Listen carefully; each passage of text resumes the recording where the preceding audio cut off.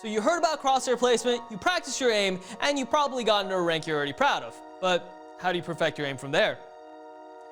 What's going on, ProGuides family? I'm Stray, and today we'll be bringing you our advanced aiming guide in order to push yourself to finally reaching that rank of your dreams. So with that said, let's jump straight into it. The first tip to get your aim to a near perfect level is using the Dust 2 Fast Aim Reflex Map. This map is a great add-on to your already set up practice routine.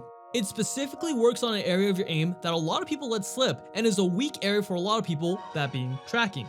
In this map, you'll be tasked with shooting moving targets all around you, and it's thus great practice for all your tracking. The reason we'd recommend moving towards this map once your aim is already pretty good, just in order to perfect it, is because if you start using it too early, you might start training bad habits. You could consider this a more difficult and tracking intensive version of aimbots, and in a way, it's the next step. When you first start out with learning how to aim, aimbots is one of the best because of its simplicity and because of the fact that you can use it at your own pace. If you're a less experienced aimer and thus are not as fast on the trigger or aren't able to get on target as fast as some of the people with thousands of hours in the game, then aimbots is probably the best for you. You can and should take it slow, and you can focus on not missing. When you're practicing your aim, your focus should usually be on accuracy over speed, so not going too fast is crucial in order to improve. Since with the Fast Aim Reflex Map targets are moving at full speed, this is not something you can do. And what I personally noticed when I started using the map before my aim was truly ready for it, is that I tense up and try to force myself to aim faster than I actually was able to, which is not something you want to do. If you practice like that, your aim will indeed become really fast, but you're also going to be whiffing a whole lot. So basically, to summarize, you want to have your main focus on accuracy over speed, especially if you want your aim to be crisp and not just fast. And you also want to be working on your tracking, which this map really helps you with. On top of all that, you only really want to move on to this map once you feel like you mastered aimbots and that becomes a little too boring. If you at any moment feel like you're missing too many shots or that it's too fast, don't ever be ashamed to go back to aimbots.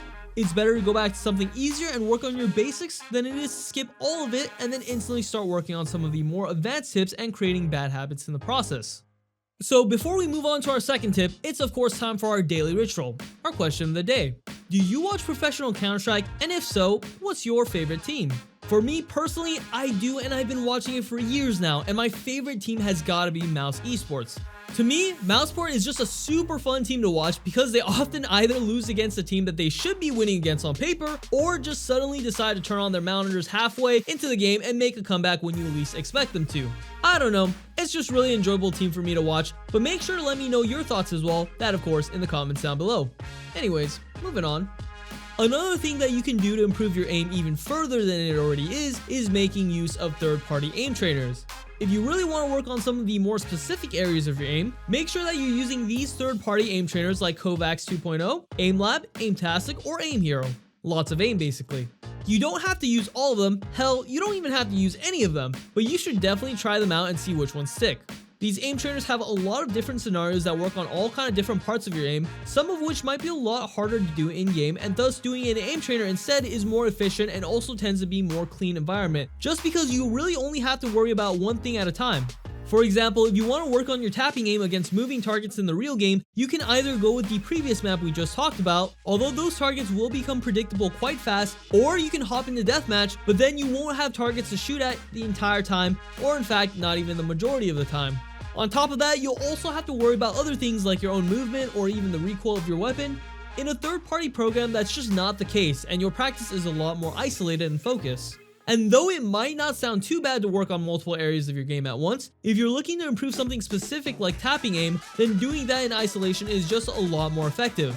So make sure that you find what third-party aim trainer works best for you and utilize them to their fullest potential. Anyways, something else that's very important to take a look at is your weaknesses. If you're an experienced player and already have decent aim, you're probably aware of your weaknesses. But just in case you aren't, the best way of finding out is probably looking at your demos, especially taking a look at what engagements you're winning and which ones you're losing. Or alternatively, recording yourself playing something like FFA Deathmatch and doing the same.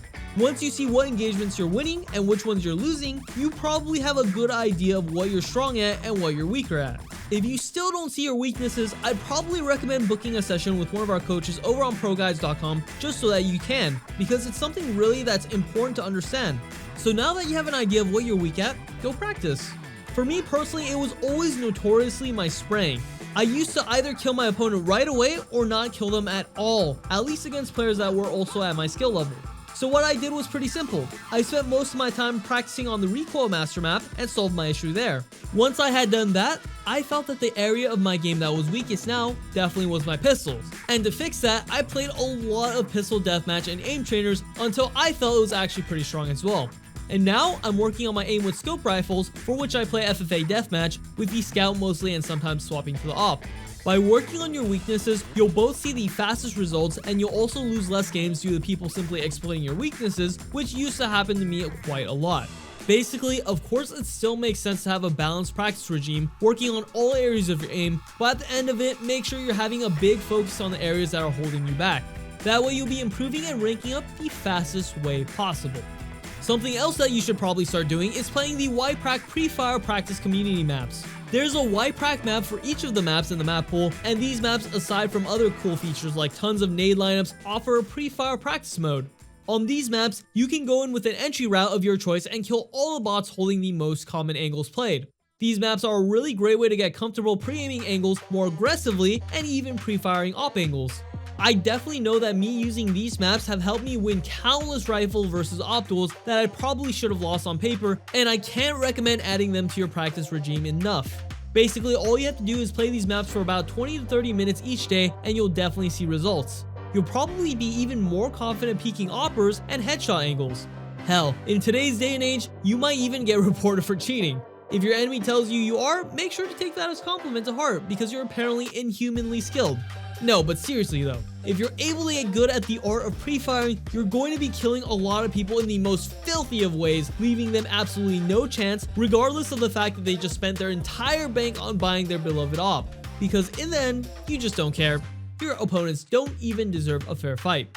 All you should care about is your elo. The next tip is all about avoiding losing focus. If you ever held an angle longer than 5 seconds, you've probably experienced losing focus.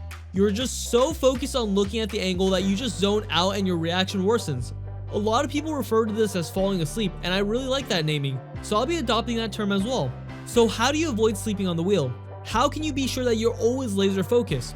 Well, there's actually a little trick for that that's both surprisingly easy to execute and unbelievably effective.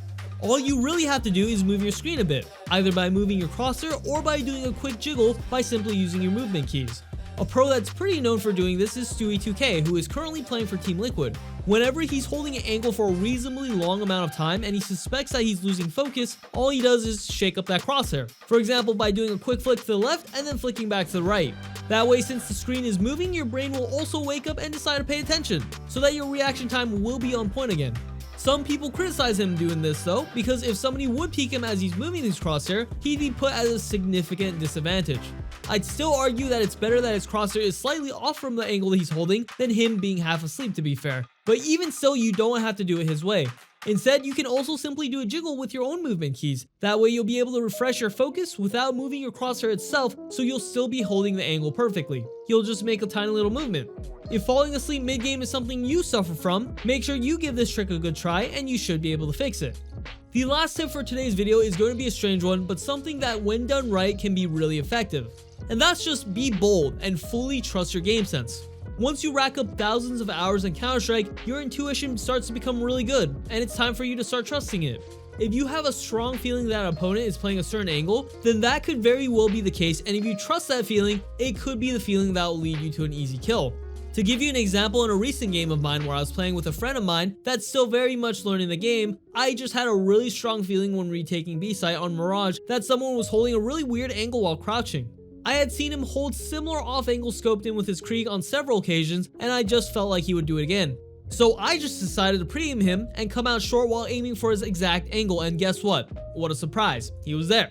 My friend then asked me how I knew, and it was just then that I realized that it was just, the feeling. If you're an experienced enough player to read patterns and you're quick to get a feeling of how people play, make sure to play around that. You don't want to be the guy saying, I knew he was there even though you didn't act on it. Because maybe the proper way would have been to clear 2 other angles before it. Well guys, that's going to be all for now, so if you did enjoy, make sure to of course show your support by leaving a like, subscribing, and answering today's question of the day in the comments. In an earlier video, we asked, are you a more passive or aggressive player? And Hervis replied, I don't know. I like to play passive for about 5 rounds, then exploit my enemies by rushing the entrance towards B with the flash as CT. I guess I'm a fluid type of player, like water. You water, my friends. Bruce Lee, rest in peace.